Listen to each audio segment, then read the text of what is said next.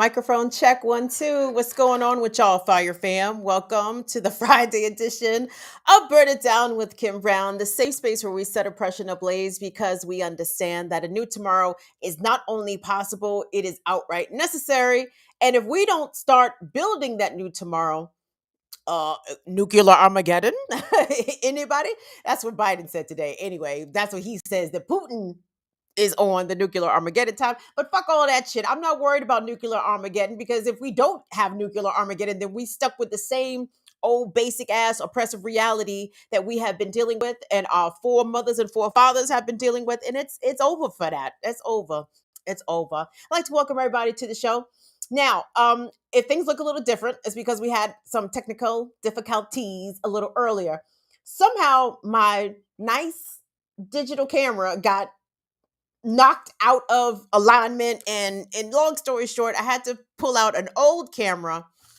But during the course of pulling out the old camera, it got later and later in the evening and consequently I had not any time to put on any makeup. I put on some lip gloss because I'm 65,000 years old. And anyway, I just feel really uncomfortable right now not having any makeup on. And you guys are already very nice to me. And I can't even fucking see the comments because my computer's over here because my camera is right here in my face. So anyway, it's some extra shit going on behind the scenes.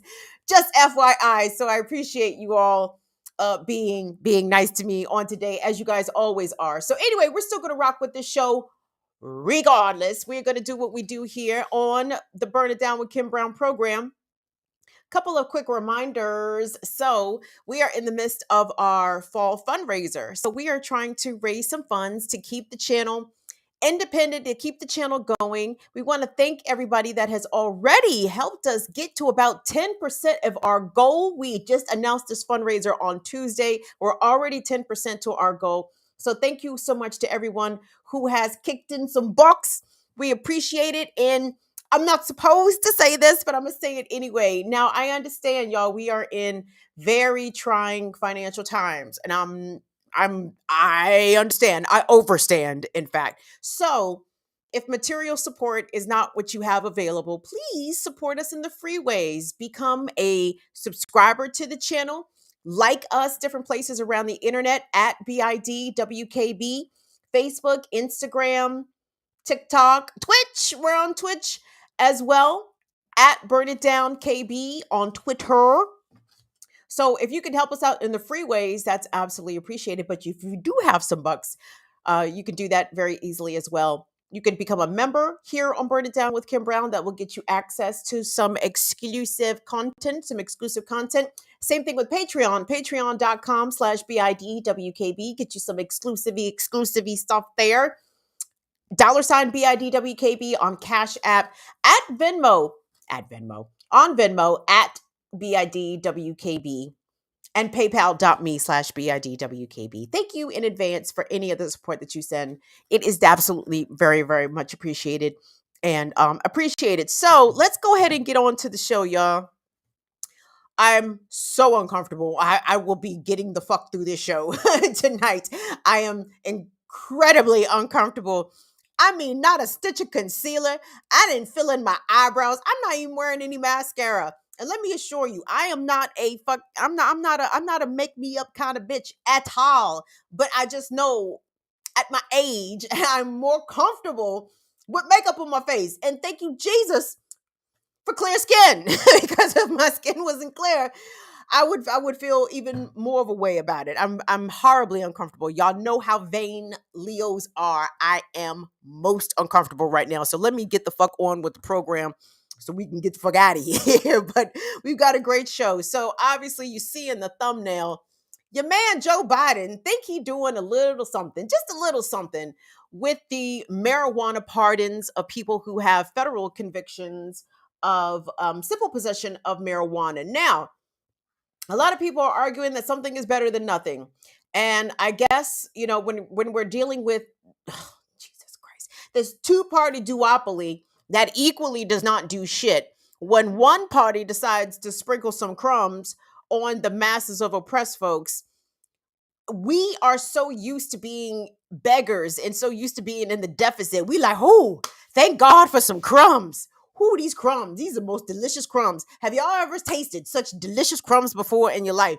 So I understand where people's perspective is coming from with that. We're going to get into that a little bit later in the show. I also have an update from Amazon, guys. The Amazon Labor Union, big up to the Amazon Labor Union, because I think the last show I definitely called them the Amazon Workers Union at least 6 times.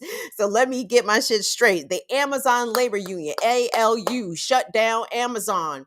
So at the JFK 8 warehouse, right? On Tuesday, we talked about the warehouse fire that was smoldering, smoking, and workers there walked off the job by the hundreds. 100 workers went directly to the manager's office and to HR to stage a sit-in. Again, this was Amazon's first ever wildcat strike. Wildcat strike. Yeah, it was some badass shit. And so anyway, there's an update about that. Of course, you can assume that Amazon punished the workers that decided to wage that wildcat strike. They absolutely did. But on top of that, there was yet another fire at another Amazon warehouse location, and Amazon clearly is having its people working in very unsafe, hazardous conditions. And we're going to get an update about what's happening there. But the first place I wanted to start, y'all, I wanted to start out in LA for a couple of things. And I wanted to do this off the top because and John Brown Brigade, I need y'all to get activated, okay? So a friend of the show, our homie, Richie Sergenko. Richie Sergenko is once again being targeted by Los Angeles Sheriff Alex Villanueva, who is naming Richie publicly and basically it seems at minimum trying to incite harassment against him. I would assume at maximum incite some violence, some violencia. Let me get to my computer here because I have to turn all the way the fuck around to look at shit. This is a madness. It's a madness. But the reason I said I want the John Brown Brigade to get activated because I am bringing you the news in case you have not seen it. Shout out to Northern Witch DD. I saw DD jumping in Villanueva's shit on Twitter. I said, "Go D." That's what the fuck you supposed to do. That's what I'm talking about. So, head, and this is what I call it, the head of Los Angeles's biggest gang targets our comrade. And Google LASD gangs if you have not previously already. And big up to Cerise Castle and the good folks at knock.la for, again, the Pulitzer worthy investigative series that Cerise did, that she did not win the Pulitzer because clearly the Pulitzer, these motherfuckers don't know quality journalism when they fucking see it or read it for that matter. So anyway, pop up the ting for me there. Pop up a picture, Will. I don't know what the fuck's going on. Whatever I have up there, an image. An image. So this was posted from Los Angeles Sheriff's Department. The Twitter account for Alex Villanueva's re-election campaign. Do we have the image up so people can stop looking at the back of my head? All right, what do we have here? So Villanueva has been, this is not the first time that Alex Villanueva has targeted Richie Sergenko. By and large, I would call Richie a private citizen, but Richie turns up in public places ready to bring the motherfucking ruckus, and I'm always with it. I've been following Richie for about the last almost 3 years now, and I've seen Richie be nothing but fucking consistent with his shit. I have not seen or heard Richie being problematic. I have not seen Richie going off brand or going off script. Yeah, keep that up. Keep that up. I'm sorry, because I'm trying to read it at the same time, and I'm just yammering. So anyway, yes. So Richie again shows up to give the police all the shit. He shows up at the city council to give the city council people all the shit. Richie shows up to stop the sweeps of unhoused encampments in Los Angeles. He shows up to advocate on behalf of women's rights and to let everybody know that yes, Black lives do matter. I mean, Richie shows the fuck up, right? And because Richie shows the fuck up and gives Villanueva the fucking blues, Villanueva is targeting our boy Richie once again. So what Okay, so the image I guess I'm trying to figure out here, and you guys pardon me because I am, like I said, I'm very discombobulated. I did not really have time to center myself before we went here on the air. But what you're seeing here is fucking Villanueva again running ads targeting Richie Sergenko. And Richie apparently tweeted from the People's City Council website about Villanueva's campaign having a phone banking event. And Richie encouraged the People's City Council followers, hey, show up. Just show up at Villanueva's phone banking campaign. Wahoova's the woots it. And Villanueva, in turn, quote tweeted Richie, quote tweeted the People's City Council and named Richie specifically. And this is not, again, not the first time that he's done this. He had a paid Facebook ad running back in March, also naming Richie specifically and saying things, details about him. Richie's from Massachusetts or whatever, whatever. And it's like, Villanueva must be really furious with Richie, which tells me that Richie is doing amazing work. Amazing work. And the reason I want the John Brown Brigade to get activated is because, Richie's our people. We fuck with Richie. We appreciate and love comrades. But this is the time I need white folks to be standing up for white folks. This is an awesome time. Perfect time. Perfect time. Now I know. Oh, that's the other thing. Villanueva is actually accusing Richie of being racist because and claiming that the People's City Council is a racist extremist organization, which, coming from Alex Villanueva, that has to be hilarious. And I know Villanueva is very much trying to shield himself with identity politics that no, I'm a Latino and he's a white man and he's attacking me. Well, sir, you as a Latino are doing a way better job of upholding white supremacy than this particular white man ever could. like you were, Sheriff Alex Villanueva is doing the work of 500 white men. Sir, the fuck is you mean? Richie's racist. People City Council is a racist extremist organization. Nope, not at all. I see People City Council out in Los Angeles literally doing God's work, doing Jehovah's work, doing doing everybody's work out there. I won't say everybody, but they doing a lot of work out there, and they're showing up at all the right places, getting in all the right people's shit, and making the proper demands, and being the kind of ally and comrade that we want. I want white folks to be. I would love if we had 50,000 Richard Sajenkos, dog. We would be John Brown Brigade for real, or well, y'all would be John Brown Brigade, and we would be, aligning our forces side by side. But so if we have our white listeners, our white viewers, our white supporters, our white Brown Brigade, got to show up for Richie. Got to show up for Richie right now. I'm letting y'all know about it, and just by me making the word and putting it out there, we want to send love and solidarity, um, in allyship and comradeship, most importantly, to Richie and the People City Council. But white folks, this is where you get activated, right here. So right here. You got to stand up for your boy. And he's our boy too. But, y'all got to stand up and go hard for Richie. And don't let anybody paint him with no racist brush. I have not found I haven't seen it. I have not seen I have not taken issue with anything that Richie has done. I have been for it. Richie gets in all them people's shit, and I fucking love it. He told Karen Bass to stop acting like a Karen. Who can disagree with that? He's told Villanueva numerous times to show his tattoos. Villanueva won't do it. You know why? Because he's a gang member. So Richie's out here doing the righteous people's work. We need to support Richie Sergenko, and I implore the John Brown Brigade to follow the People's City Council. And again, we all stand in solidarity and comradeship with Richie, but white folks, get on this, get on that. Speaking of Villanueva, whew, this guy is a real piece of shit, and we know this. So, on top of targeting Richie, we have also seen Villanueva in the past target journalist Cerise Castle, a black woman who is also amazing. Cerise is incredible. with her pen, and she does not back down. Ah, she's so badass and fearless. I really, really appreciate that from Cerise. But so Villanueva does not run the best ship.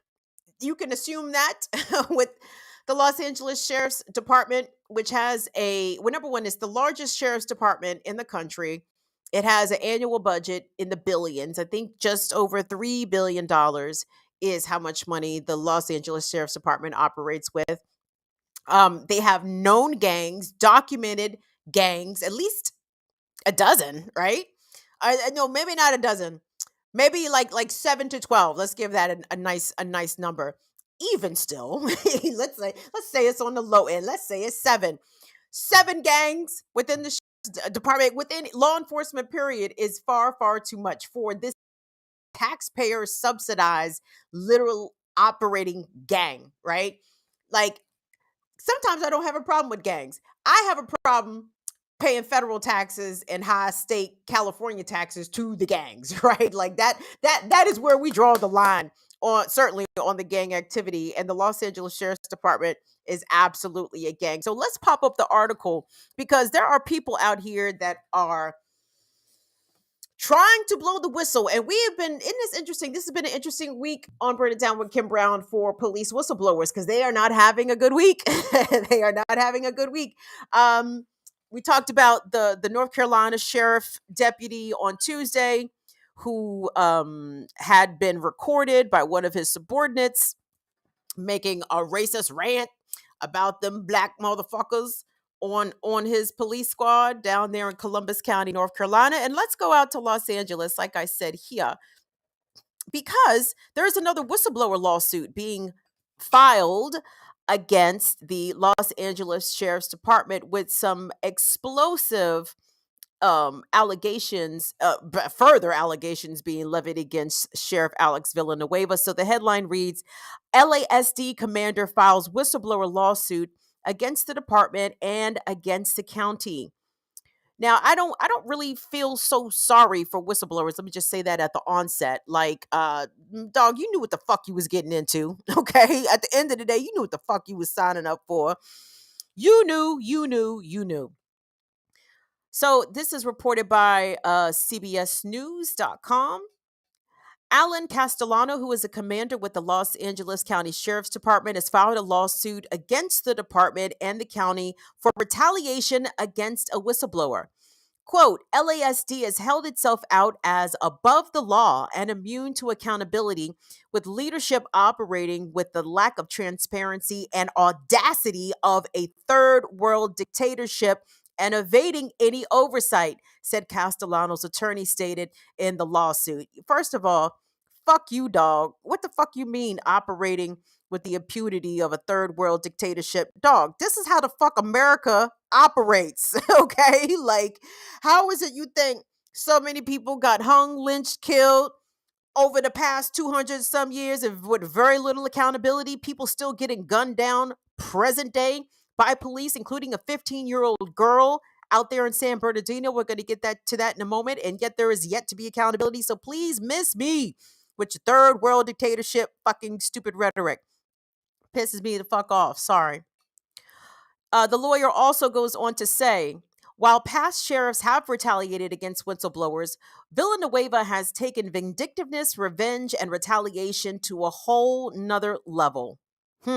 And Villanueva's misconduct has led to approximately 24 ongoing whistleblower lawsuits against the county. So in this lawsuit, Castellano's attorney claimed that the department, quote, has long been plagued by a history of corruption and whistleblower retaliation, and specifically singled out instances during Sheriff Alex Villanueva's tenure.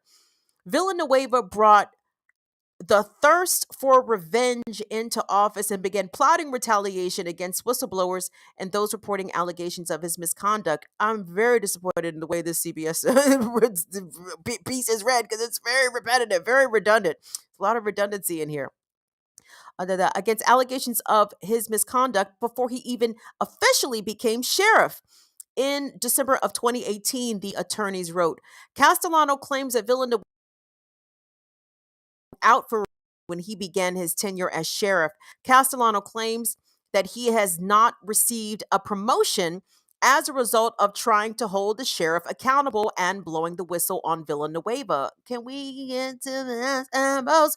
In addition, Villanueva pressured Castellano to volunteer to self-demote 2 ranks down to lieutenant to supposedly go get additional custody watch commander experience, the attorneys wrote. Castellano did not take Villanueva up on his generous offer. The lawsuit is related to alleged excessive use of force incidents that happened inside the San Fernando courthouse back in March of 2021. Earlier this year, a video was released by the Los Angeles Times showing Deputy Douglas Johnson allegedly kneeling on an inmate's head. Top Los Angeles Sheriff's Department, Sheriff's deputy officials allegedly showed the video to Villanueva before the Times published it. According to the lawsuit, the inmate, whose name was Enzo Escalante, had long stopped resisting the deputy when Johnson began to place his knee on Escalante. A sergeant investigating the matter determined that Johnson applied pressure to Escalante's head for an unreasonable amount of time, and a lieutenant called the restraint tactic unnecessary as Escalante no longer offered any resistance. The lawsuit compared the deputy's action to George Floyd's death in 2020. Floyd was killed after Minneapolis police officer Derek Chauvin placed his knee on the back of the 46-year-old's neck. So, according to the lawsuit, Castellano was informed about the incident and tried to handle the matter promptly and properly. However, Sheriff Villanueva obstructed justice, covered the Escalante incident up, and retaliated against Castellano and others for blowing the whistle on the illegal conduct, the attorneys wrote. The sheriff often then used his usual political tactic of trying to frame the whistleblowers for his own misconduct and has repeatedly defamed Castellano and continues to shamelessly do so up to the filing of this complaint. So that's another thing that Villanueva has got going against him in the short term. So in addition to targeting private citizens, Villanueva will also target members of his own force if they piss him off. He told the Bama to self-demote. I wish. Fuck I would. Can you imagine? Can you imagine? Can you go demote yourself? Can you take your pay grade down two stripes? The audacity. So let's hope Alex Villanueva loses his fucking election. It is also very shameful, circling back to his targeting and attacking of Richie Sergenko. He is using his campaign dollars to buy social media ads, or whomever is operating his campaign social media account, I would assume, is getting paid. So there is literal campaign dollars being used by a sitting sheriff to target a private citizen. We live in hell.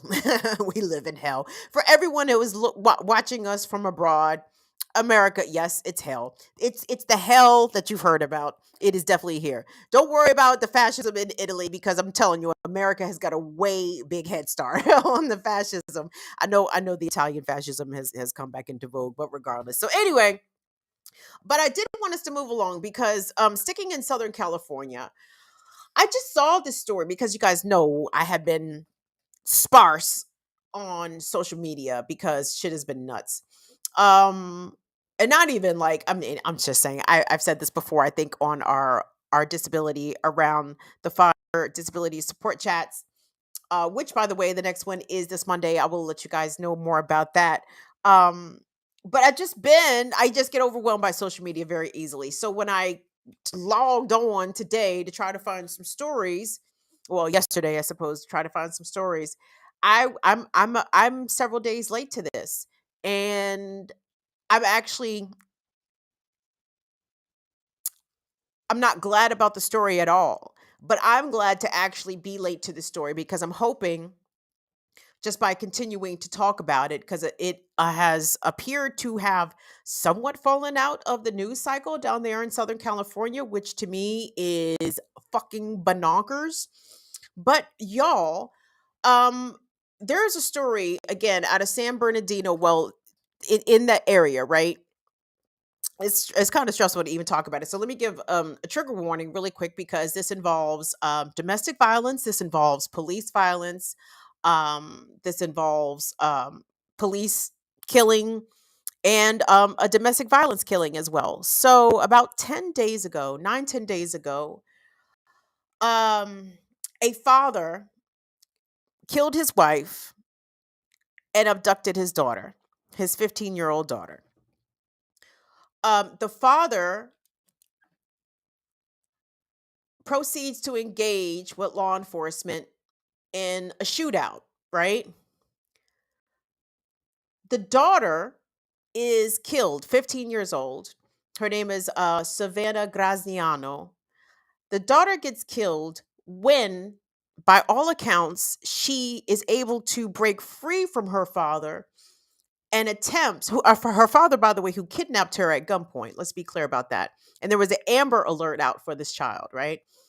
After her father murdered her mother, he kidnapped her. There was an Amber Alert out for her.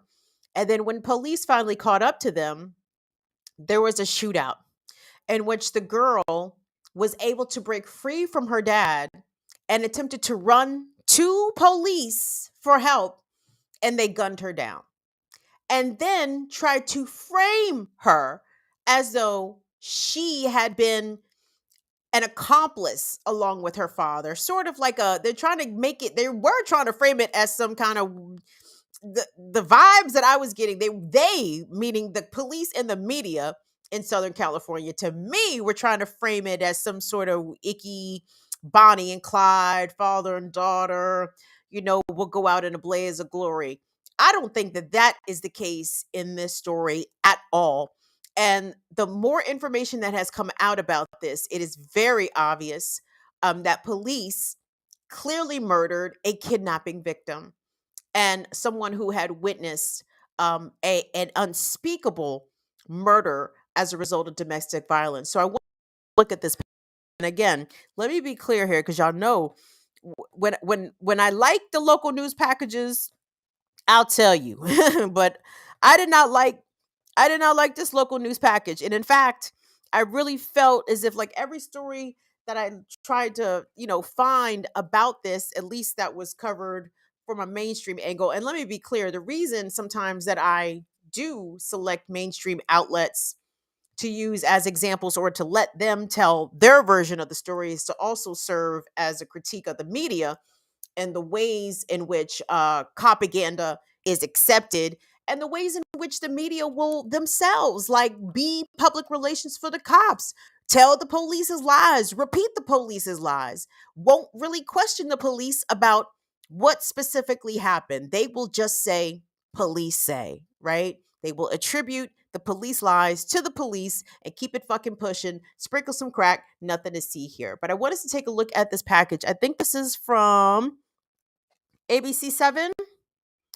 Do I have that credited properly? Sorry. Yes, this is from ABC7. I'm not very impressed. I'm not very impressed. I am not very impressed with the way ABC7 in Los Angeles does they thug thizzle. So let's take a look at this again.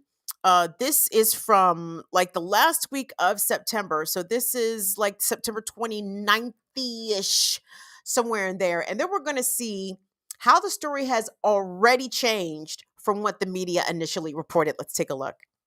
Very disturbing. Just moments ago, we heard from San Bernardino County Sheriff Dykus revealing some new information about that investigation into the shootout with his deputies, telling us for the first time that 15-year-old girl who was the subject of the Amber Alert was a willing and active participant in the shooting during that high-speed chase with his deputies. Kelly Lane knelt before a memorial of flowers and candles, where Anthony Graziano shot and killed his estranged wife, Tracy Martinez. Lane says he knew the family was struggling. They were going through separation and divorce, and just life's everyday life is getting heavy on him. Fontana police say Graziano and Martinez were going through a divorce and that he left the couple's home a month or two prior with their 15-year-old daughter, Savannah. They say the two had been living out of his truck and in motels. She was a sweet kid. She's her daddy's little girl.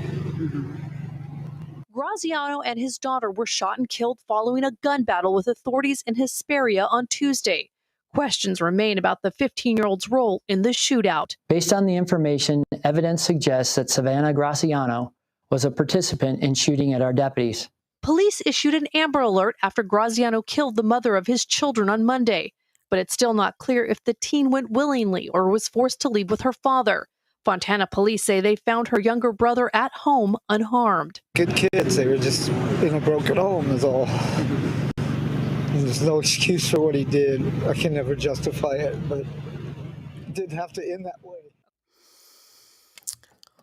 I mean, so you heard the way in which that has been framed. It was not clear whether or not the teen left voluntarily with her father or not. I don't quite understand why anybody would even assume that.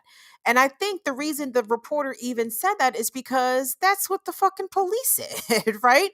Because let me be clear here, that small clip that they played from the San Bernardino sheriff, he said that they were not sure whether or not Savannah was an active participant, and that language is very important, okay? Because initially police said that they found a rifle in the car of the father and Savannah, but it turns out they just found a handgun. They found one gun, right? A single gun. And they claimed that they thought Savannah was firing upon them, but the gun was found in proximity to the father. So how the fuck could she have been firing when she had attempted to get out of the car to run to safety? Okay. And big up to Judd Lagoon, who pointed this out on Twitter. Judd says, second, the sheriff says that he referred the officer involved shooting to the California Department of Justice under law AB 1506. And again, the San Bernardino sheriff posted a very short clip to Twitter sullying this young lady. He said as a result, what the sheriff said is that under law AB 1506, this shooting now has to be referred to the California Department of Justice. But what is AB 1506? Well, AB 1506 requires the referral when an officer shoots an unarmed civilian. Okay? So if this shooting, this officer killing, is being referred under this specific law per the San Bernardino sheriff, so you're already telling us that you know she wasn't armed. So you literally shot and killed a 15-year-old kidnapping victim who was trying to run to police for help. You just gunned her down. And instead of ownership, taking accountability, admitting up to a mistake, a horrific, fatal, tragic mistake, an enormous mistake that cannot be rectified, but a mistake nonetheless, or intentional. I can't see why they would intentionally murder this 15-year-old, but they're just bloodlusty. You know what I'm saying? These are bloodthirsty ghouls. They just wake up every day hoping to go to work to be able to shoot somebody so they can go on paid administrative leave, aka paid vacation, right? If the police already know that she was unarmed, why are they saying, well, we don't know if she went willingly, or we don't know? The story has already changed, guys. The story has already changed. I'm so sorry. Now I have to turn all the way around. The story has changed. So let's look at that NBC Los Angeles piece. If we could pull that article up, please, because again, the levels of discombobulation here are ginormous. And by the way, I'm noticing people in Southern California have said, and they are trying to keep Savannah Graziano's name out there because the media cycle has already moved on. Like, there does not appear to be a lot of follow up. When I was looking for this, I was finding, way more stories that happened, or way more coverage about it 8 days ago. But now that there has been new revelations, oh well, let's keep that a little low. But anywho, NBC Los Angeles covered this. So, teen killed in law enforcement shootout was likely unarmed, a report says. I I'm just very curious where the media outcry is for the fact that sheriff's deputies gunned down an unarmed 15-year-old who had been a victim of a major crime herself. Savannah Graziano, the 15-year-old killed in the shootout between her father and law enforcement officers responding to her Amber Alert on Tuesday, was likely unarmed when she ran towards San Bernardino County deputies, according to a report. According to the Los Angeles Times, a preliminary investigation by the San Bernardino County Sheriff's Department was turned over to the California Attorney General's office. Those preliminary findings and the state's top prosecutor take the investigation over on Thursday. The California AG's office had already been notified that they may qualify to take over the investigation under Assembly Bill 1506, which we just discussed. The bill, which went into effect on July 1st of last year, dictates state investigations into police shootings. Under the bill, the California Department of Justice is required to investigate and review for potential criminal liability an officer involved shooting, particularly when the shooting results in the death of an unarmed civilian. Okay? So they're hopefully going to be on this. The AG's office was told that the shootout in Hesperia may fit that description due to the girl's death, the Times reported, meaning that she was unarmed when police fired at her. I have not seen how many times she was shot. And I bet you that bit of information is being deliberately held back. The AG's office was told that the shootout in Hesperia may fit that description. NBC4 reached out to the Attorney General's office for comment on the preliminary investigation and the Times report. On Wednesday, the San Bernardino County Sheriff said in a video statement posted to Twitter that, quote, evidence suggests that Savannah Graziano was a participant in shooting at our deputies. Sheriff Shannon D. Discus did not share any details about the evidence cited. What the fuck does that even mean? How do you be a participant in a shootout if you ain't got a gun? If you ain't got a gun, how the fuck are you a participant? The deadly series of events unfolded Monday after when authorities said that Savannah Graziano was kidnapped by her father, Anthony Graziano, that morning. The 45-year-old man allegedly shot Savannah's mother, his ex-wife, near an elementary school in Fontana. The domestic violence incident left 45-year-old Tracy Martinez tragically dead. So after Graziano, Anthony, that is, fled from the scene with his daughter inside of the truck when Tracy was killed, according to an investigation, authorities issued an Amber Alert afterwards. I don't like the insinuation made by the San Bernardino's sheriff. I don't understand, like, and let's be clear here. This is, again, back to the very demonic and devilish nature of police in general. Like, they will do anything to protect their institution. They will do anything to protect their department. They will even slander and defame a murdered 15-year-old girl who herself was the victim of a crime, whom believed, I would imagine Savannah did, that if she ran to police, that they were there to help her. Surely they knew who she was. The reason that why police even stopped or attempted to stop the car her father was driving in the first place is because the tag checked back as the vehicle that was connected to the Amber Alert. So you mean these fucking goofy ass Keystone cops didn't realize that the teenage girl who fit the description of the missing child in the Amber Alert couldn't have been the same person? Now, what the police allege is that Savannah was wearing tactical gear, that she was wearing some sort of body armor and a helmet. Well, what the fuck's that got to do with her hands? if she didn't have a gun on, if she didn't have a gun, if she didn't have anything in her hands, which does not sound as though she did. So it's reason enough to shoot and kill at her because she's wearing body armor. Who's to say that her father didn't order her to put that shit on? Who's to say that after murdering her mother, that again, Savannah herself wasn't forcibly kidnapped and that she was not forcibly made to wear that tactical gear?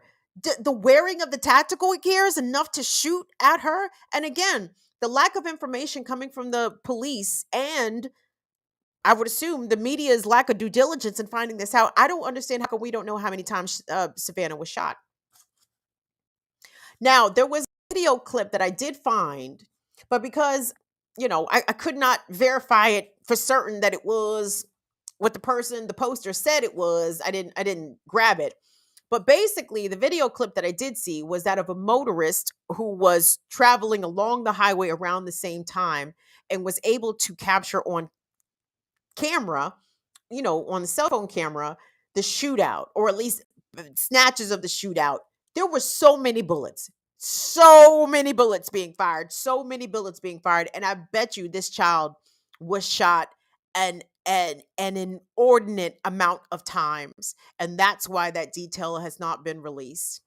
The police are trying to make themselves look good in the situation or make her look bad, which I don't see how more deplorable and disgusting, and let me say it again, demonic you can be to try to malign a 15-year-old girl who had just experienced a tremendous amount of trauma, and her last moments were traumatic, inflicted by the police, but by extension by her father. Her father put her in that position to even be kidnapped and be pursued by armed police. But at the end of the day, the police were there to quote unquote do their job, which I would hope mean bring Savannah back home safe and sound as much as possible. But they couldn't even do that. They had to shoot her and the father. By the way, the father was killed in this shootout as well. But Savannah was the one who managed to get away and was trying to find and pursue help. And she was met with bullets. So there's that. Let me take a little pause here, y'all. Do us a favor. Hit like, hit thumbs up on the video. Thank you all for looking at me. I appreciate it. I'm so uncomfortable. This is the problem. This is why you can't be vain. Can't be vain out here, because the times, well, Jesus will bring you out to humble you, to humble for the humility. It is tough. It is tough. And I know in the scheme of things, this is not tough. So let me shut the fuck up, quit crying. All right, where are we going next? Oh, let's go to y'all's boy, your man's, Joey B. Joey B. And it's just funny. I was just talking this. Wasn't I saying something about this on the Remix Morning Show? I was complaining about the lack of pardons and the lack of commutations by Biden and by these fucking punk ass governors, right? I was just complaining about that shit. And Biden said, he stepped away from watching the Remix Morning Show and said, I'm actually going to do something. But when I say do something, I mean not really something, a little something, a teeny tiny bit of something, right? Okay. So the news, and I'm sure you guys are like, Kim, the real news is that fucking Putin and Biden is talking nuclear Armageddon. Guys, I live outside of Washington, D.C. These are not the conversations I like to have. I don't like to have them conversations about nuclear Armageddon because I know where the missiles is pointed, okay? And the fucking blast range for a nuclear bomb is definitely got my zip code in it. So, we can talk about other things. Can't we talk about other things? Let's talk about other things. Okay, so we talk about other things. Let's talk about the weed. Because I like to talk about weed. Love weed. Weed is my fave. Weed is my homie. My homie lover friend. We been there. We been there longer than all you bitches. Weed has been in my corner. Weed has been there in the good times, the bad times, the happy times, the sad times. Weed has been there. I fucks with weed. Yes, pick up the weed.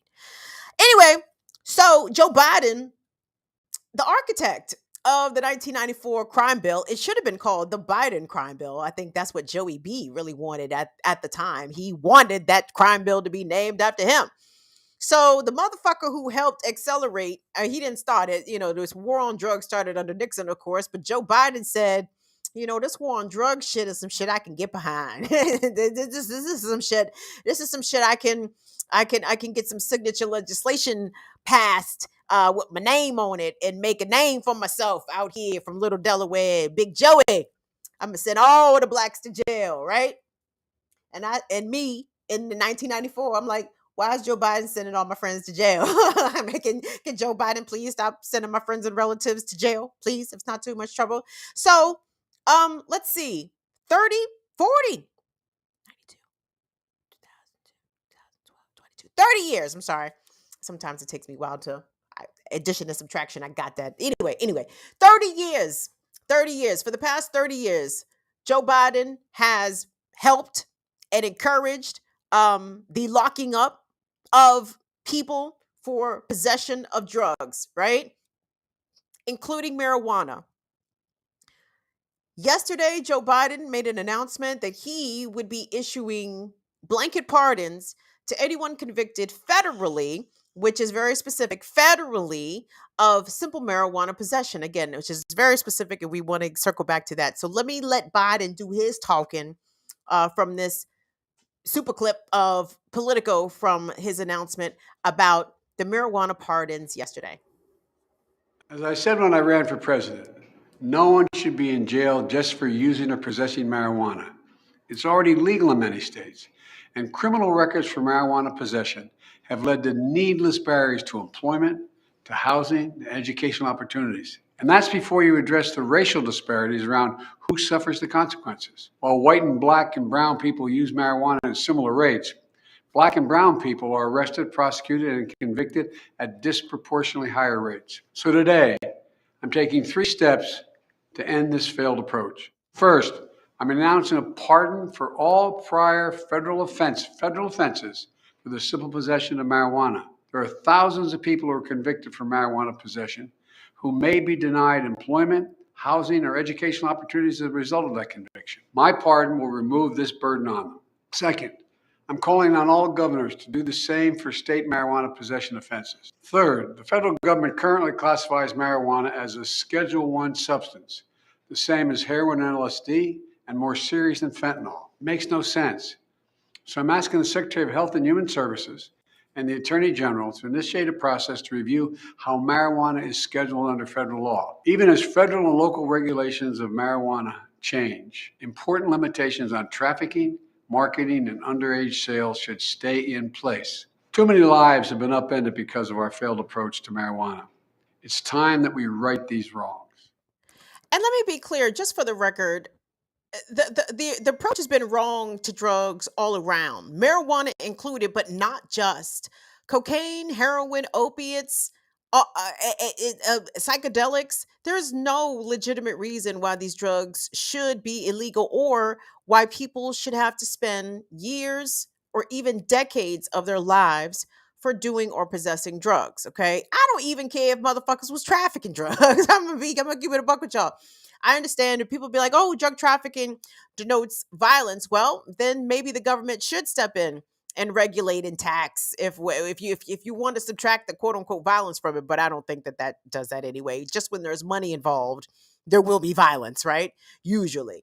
But getting back to this, so like his student loan debt forgiveness announcement that he made a couple of weeks ago, on the surface, this sounds like a something, right?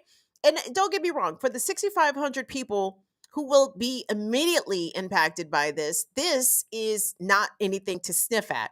But when we deep the actual numbers of people, because there are more people convicted at the state level of marijuana possession than there are federally, right?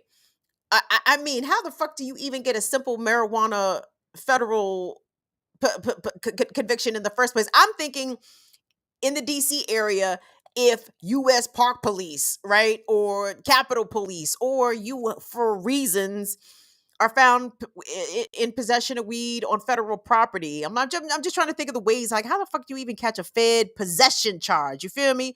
That whereas the local police or even your state police wouldn't be trying to prosecute you for that before the feds, but the chat is all the way over there. I cannot necessarily easily turn to look and see what the very insightful chat knowledge that you guys are imparting on from me. So pardon me for that. But anywho, my guess is, y'all, there has to be hundreds of thousands. It wouldn't even shock me if there were millions of marijuana convictions in the states between the time period that Joe Biden is willing to write these pardons for, right? Between 92, just between 92 and 2021 in the states. Because this pardoning could actually help people in Washington, D.C., because D.C. is a federal whatever the fuck, right? So whatever shit Biden decides to do at the federal level will impact residents of Washington, D.C. And from the media reports that I've been seeing from today, they speculate that there could be literally thousands of district residents that could benefit from this. So you just think about how small D.C. is as a city. It's just what, 600,000 people? Thousands of people just in DC. So extrapolate that out around the country. We could easily be talking over millions of people, right? That will not be benefiting from this pardon and this subsequent expungement. And this is the shit I'm talking about. Joe Biden likes to try to tell us that he's doing something, but when you really open up the hood and Latif, give me some mechanics metaphors here. When you fucking check the fluids and shit, the shit ain't got no goddamn oil. That engine ain't got no fucking oil. And what happens when that engine don't have no oil? That bitch is gonna lock up on your ass, right? You thinking you're doing something, you really about to not be doing a whole lot. It's just when you read the fine print with Joe Biden, it's like, sir, this is just a press release. You know what I'm saying? Again, not to minimize the benefits that potentially these small thousands, 6,500, maybe plus a few more thousand in Washington, D.C., really untold numbers. Because I listening to D.C. Attorney General Karl Racine today talk about the Biden measure or the Biden administration's efforts around marijuana, he was saying that for district residents, that this is going to have to be reviewed, these convictions, that is, by the DC Attorney General, which could be a very lengthy process. And it's not even they're still trying to work out all the details. So again, Biden sort of releases this, this new policy measure, but the language is still a little funny. Oh, and by the way, the Drug Policy Alliance released a statement, and they also pointed out that this mass pardoning of those with federal weed simple possession conviction does not include undocumented folks. So if you're undocumented, even if you qualify, so to speak, under this, this ain't for you, which is fucked up.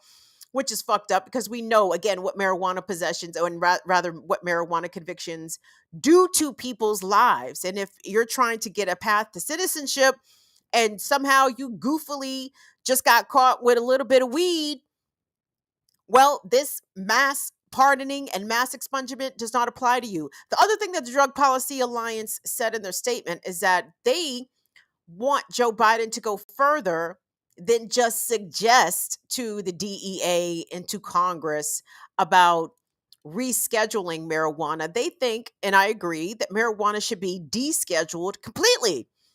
If marijuana, nah, fuck that. Get marijuana off of the illegal drugs list, period. The fact that it's a Schedule 1 narcotic with cocaine and heroin and all the heavies. And by the way, why is LSD a Schedule 1 narcotic? I disagree with that also. But the fact that marijuana is in that scheduling of actual fucking narcotics is antiquated. It's unscientific. It's absolutely racist. It's classist. And they need to get out of there. And I disagree with some of the reports that I've seen on television. They say that Biden has to go through a congressional review or some shit to reschedule marijuana. I don't think that's true at all. I think the rescheduling of drugs, because I remember actually speaking at a legalization rally at the White House. We at the fucking White House. We were right there by the White House. I was out there. They gave me the mic and everything. I went out there and barked it up. Called Obama all kinds of names and everything. But no, the president has the power of the pen when it comes to rescheduling drugs. I do not think that this is a congressional effort. This doesn't have to be reviewed congressionally. I'm pretty sure that via executive order to the Enforcement Administration, that drugs can be rescheduled. I think the president has that power. You all are free to correct me if I'm wrong. Motherfuckers been correcting me in the goddamn comments. It's like, anyway, so yeah, correct me if I'm wrong, but I'm pretty sure that's the case, because when I heard a reporter say that the rescheduling of the drugs had to go through Congress, that something clicked in my head. I said, I don't think that's right at all. I think that's all wrong. What else did I have on here in terms of talking about this shit? Cause I turned my goddamn head all the way to fuck around, and now my other computer done froze up. Ain't this a bitch? Your bad self. Na-na-na-na-na, say it loud. Burn, burn. I'm black and I'm proud. Na-na-na-na-na. Yeah, go back and look at the video and see all the white people dancing to I'm black and I'm proud. I mean, like, where the fuck did y'all go? Where'd y'all go at? Northern Witch, was you in the James Brown video? Dancing to I'm black and I'm proud. Where did them white folks go? They was black and proud. And then they probably ended up voting for fucking Nixon. Ain't that a bitch? Where'd I go here? Yeah. Biden does this shit. Possession of marijuana. I'm sorry, y'all. In case you missed it, Biden marijuana conviction. Yeah. Okay, well maybe that's all I had about the Biden shit, because I'm not that impressed. I'm not that excited. Like, I'm excited again for the very specific small number of people that are going to be impacted favorably by this, I would imagine. But all I keep thinking about is all the people throughout the 90s, throughout the 2000s, all the motherfuckers who got hit with them 3 strikes. You know what I'm saying? Like, what the fuck does this do for the 3 strikes cats? Nothing, dog, nothing. And on top of that, you know how many people caught other charges whilst they were catching those marijuana possession charges? Like, the police just don't hit you with a single charge. The police hit you with a variety of charges, a battery of charges. Like, I just don't like how specific this is. Like, this is kind of like means testing fucking clemency. You know what I'm saying? Get the fuck out of here, dog. Do it for everybody, or shut the fuck up. And encouraging these governors, there have been, and big up to Miriam Kaba. Like, she has been tracking this, like, at least on her Twitter page at Prison Culture. If she has her account open, I suggest you follow her, because she keeps that joint locked a lot. But she tweets about this with regularity, about the lack of governors actually trying to pardon people or giving people clemency or commuting people's sentences. She was very critical of Andrew Cuomo about this, and I'm sure by extension Kathy Hochul. But the governors don't be doing that shit like they used to and like they can, because it is a financial incentive to keep people in jail. I know for a long time, before the semi-recent decriminalization of marijuana in Maryland, I think, was the top state locking niggas up for weed.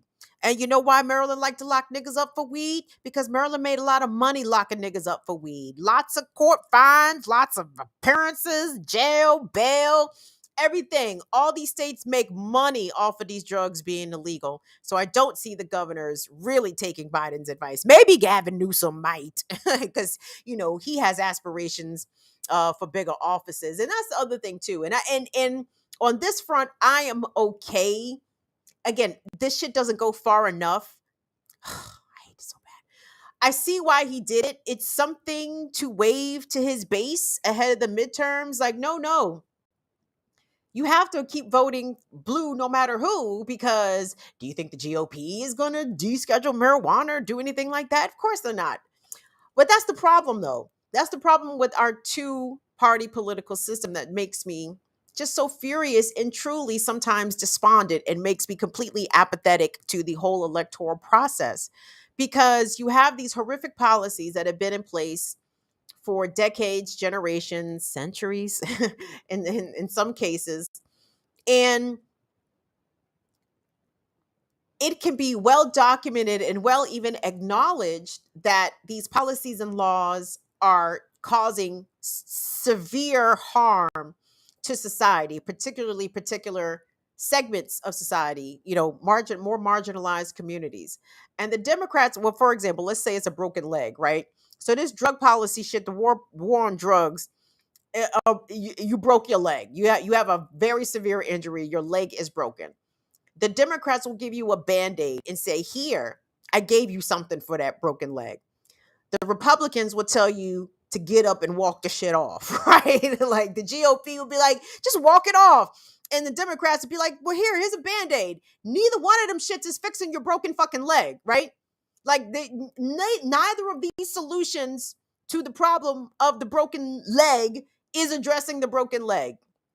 One of them refuses to address it all outright, and the other one gives you a solution or offers up a remedy that also does not address the problem. So I am just I'm not I'm not enthusiastic about this at all, because again, I think Biden could do way more executively, and this is literally, again, the bare minimum. And he did this in anticipation of the midterms, and the conservatives are like, oh, well, he just did this to placate his base. Yeah, motherfucker has the politics, bitch. What the fuck? What the fuck you think Trump was doing? Giving all the billionaire, millionaire, and top people tax cuts and screaming build the wall, and telling suburban Republicans that he was not going to allow affordable housing or low-income housing to be built in his neighborhood. It's the same shit. That's it. It's politics. It's called throwing red meat to your base. But Biden just threw out some Taco Bell meat and told us that shit was filet mignon, and we said no, no, that is not it. That is not it. Let me move along here. I got to get out of the show because I'm so uncomfortable. I'm just drastically uncomfortable.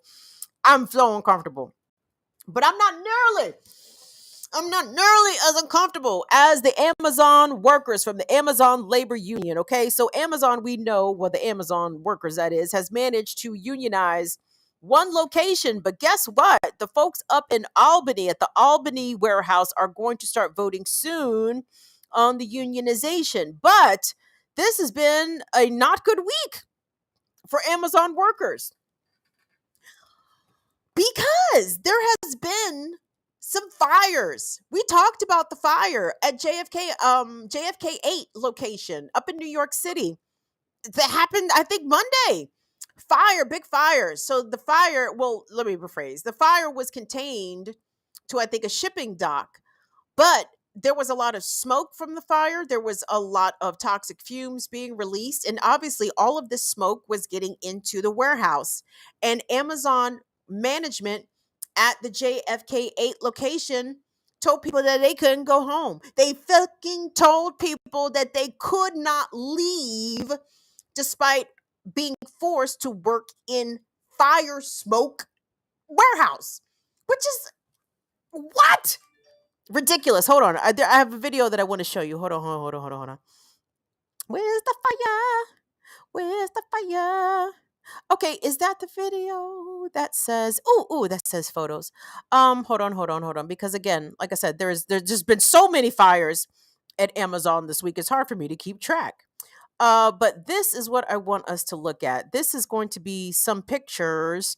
It's going to be the video, Will. So it says, to all Amazon spokespeople, that's what the tweet says. So the video that we're going to see is video of the fire at JFK 8 and video of the workers there demanding to go home. And the tweet author wrote, to Amazon spokespeople, there was nothing small about this group. And from what I can tell you firsthand, because I was actually there, not sitting behind a screen. Instead of addressing concerns of health and safety, putting workers on a paid suspension was their response. Shame on them. I think this was posted actually by Chris Smalls himself. Do I have that right?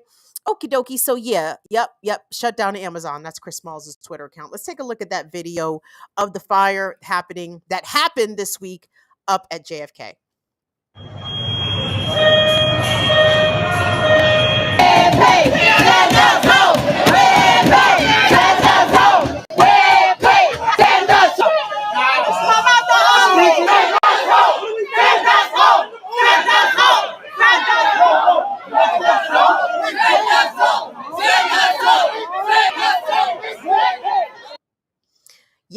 I love that. With the shits, big up to the Amazon labor union. The workers there at the JFK location up in New York City demanding to be sent home after there was a fire there releasing smoke and toxic fumes. So there was another fire. There was another fucking fire, Albany. Let's pop up that first tweet there, Will, under that section with those photos. Again, posted by Shutdown Amazon, that is Christian Smalls. And the tweet reads, breaking news, ALB1, which is the Albany, New York Amazon, is currently on fire. This is the third building this week alone. Amazon labor will have updates shortly. We're currently gathering more information from our leaders on the ground. The third fire this week, and the Amazon labor folks are demanding as well as, you know, Amazon workers who are technically, you know, not officially unionized. By the way, at that Albany location, they are set to vote there for the union in the coming days. So we want to send big solidarity vibes going out to the Amazon workers up at Albany. By the way, so what happened at this Albany location? So Amazon apparently learned a tiny bit of a humanitarian lesson from the fire earlier this week out at JFK. Today at the fire at Albany, they actually did allow the workers to leave. I'm pretty sure, I think the workers actually did get paid for the day, as well they fucking should. Why shouldn't they get fucking paid? It's Amazon, the one that is causing unsafe and hazardous work conditions. The workers should absolutely be paid. So they sent these workers home today. But there was retaliation against the workers at JFK 8 for walking out and for staging, again, that wildcat sit-in strike, the first in Amazon's history. 100 Amazon warehouse workers went and did a sit-in at the manager's office there at the JFK warehouse. And out of those, 50 were suspended. They suspended them. I believe the statement that I saw from the ALU, the Amazon Labor Union, is that these workers were suspended with pay, but I don't think why they should have been suspended. So let me give you an update here per Twitter. This is from Leah Sussman. Leah says, Leah is a Fordham University law student who follows labor news on Twitter, and she was retweeted by the Amazon Labor Union, which is why I am citing Leah's tweet, because the ALU themselves retweeted her, trying to give y'all my fucking verification process. I don't just be reading shit sometimes. I do like to try to source shit, but anywho. So Leah tweeted, in case you missed it, on October 3rd, 2022, the fire at Staten Island Amazon warehouse, management forbade workers to leave. 600 plus Amazon labor workers organized and staged an in-building strike, far and safe from the flames. Management refused their demands. Workers walked out. Amazon retaliated with 50 suspended. And Amazon initially claimed that I think that the fire was outside of the building, but videos showed that the fire was clearly burning inside as workers were screaming to evacuate. Smoke filled the building, and workers complained of irritated throats and burning eyes. One worker went to the emergency room after working their shift. And that is the kind of shit that Amazon was on. So also, according to journalist Lauren Kahuri Gurley, they reported the scoop that Amazon has suspended 50 warehouse workers and union organizers who participated in a work stoppage last night in Staten Island following a fire. The suspension occurs less than 10 days out from a union election at an Amazon warehouse in Albany. So there's a lot going on here. And like, again, I said some Amazon workers and organizers are demanding that there should be an extensive OSHA investigation. I'm trying to very quickly think about what the OSHA letters stand for. I know exactly what OSHA is because, you know, I have worked a very long time. They always got the OSHA shit hanging in the fucking break room. I know what OSHA is. The Office of Safety and Healthy Niggas Administration. I don't know, but I know what OSHA stands for. But safety standards, basically, on the job to make sure that the work environment is safe. And clearly, working at Amazon warehouses is an unsafe, excuse me, workplace. 3 fires at warehouses at different locations in 1 week, not to mention the number of Amazon workers that we know that we have covered here on this program who have literally died on the job. I mean, what the fuck? Jeff Bezos, I mean, clearly he's running some sort of sweatshop, right? Ain't no some sort, definitely running a sweatshop where they're working workers to the point of death, expecting them to continue to work in literally unsafe conditions.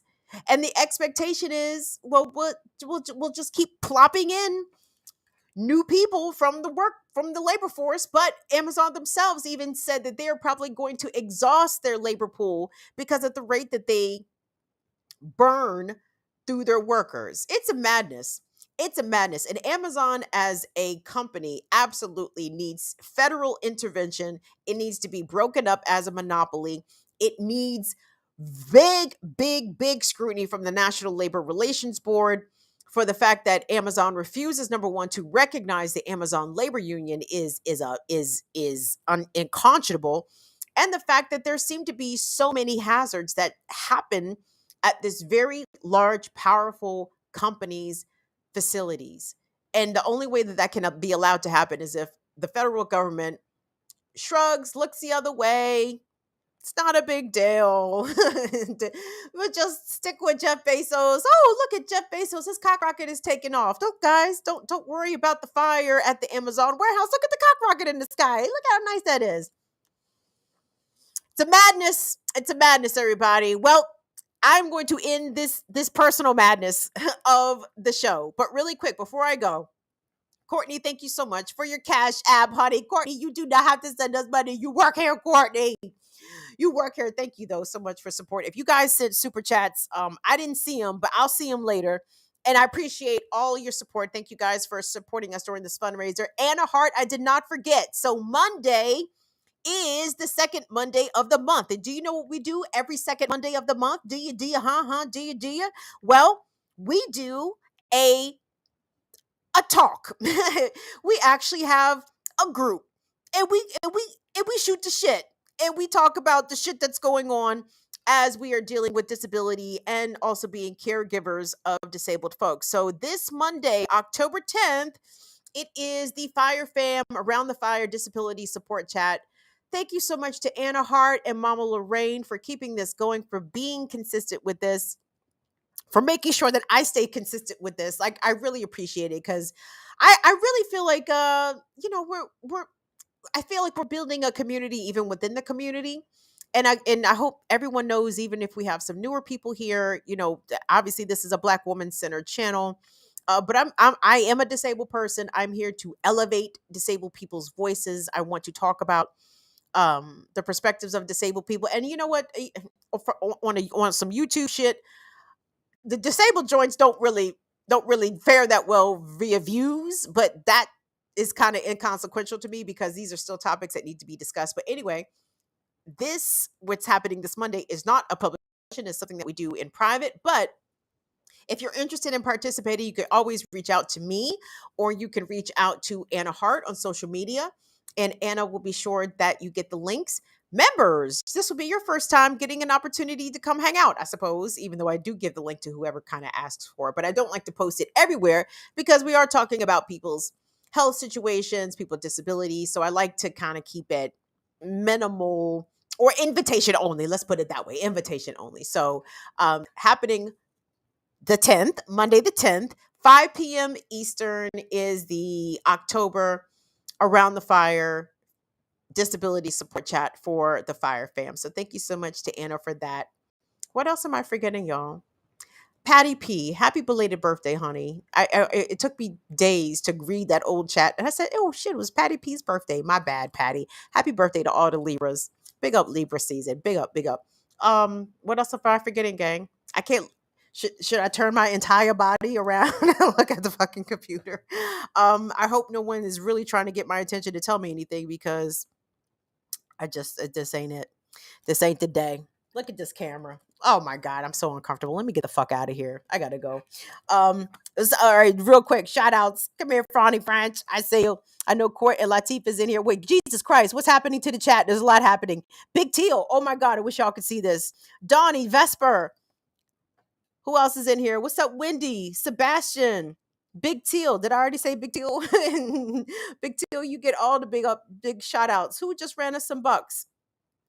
Hey, Tasha! Tasha! Mama told me. It's Tasha. Thank you, Tasha. Thank you, Tasha. Tasha, I appreciate you watching. Thanks for bringing my mama some swag.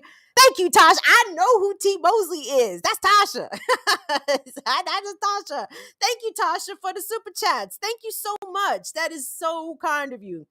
Tasha, y'all, just a heads up. T-Mo Mosley is Fire Fam. She good people out here. So big her up. Show her love. What's up, Schultzy? What's up, Nawadi? What's up, Nat? What's up, Johnny? I love to see y'all. I'm sorry I have to turn my whole head away because I done fuck shit up. What's up, Northern Witch? I love the shit out of y'all, man. Y'all are great. Of course, my boo-boo Latif and my son Tyler.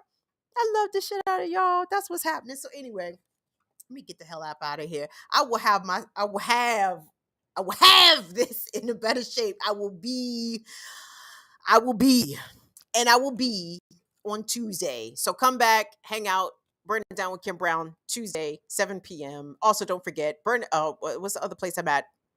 Black Power Media, the Remix Morning Show. Oh, by the way, y'all, Kalanji had a show on at 6:00. So if you missed Kalanji's program on BPM, go back and look at whatever Kalanji was doing. My bad, Kalanji. I didn't actually go look and see what the topic was, but big up to Kalanji Changa and all my Black Power Media comrades, and big up to Jordan Cheriton and the good folks over there at Status Quo as well. Again, COVID is out here jumping on people. I know y'all don't believe it, but it is. So please do me a favor. Please mask indoors, wash your hands, social distance still. On behalf of Molly and Will, I will see y'all back here Tuesday with a beat face. Well, maybe just a slap face because I be putting my makeup on myself. So maybe beat is not exactly what I do. Maybe I just slap. I just do a little slap. But anyway, I'll see y'all Tuesday. See y'all later. Bye-bye. Thank y'all, Fire Fam.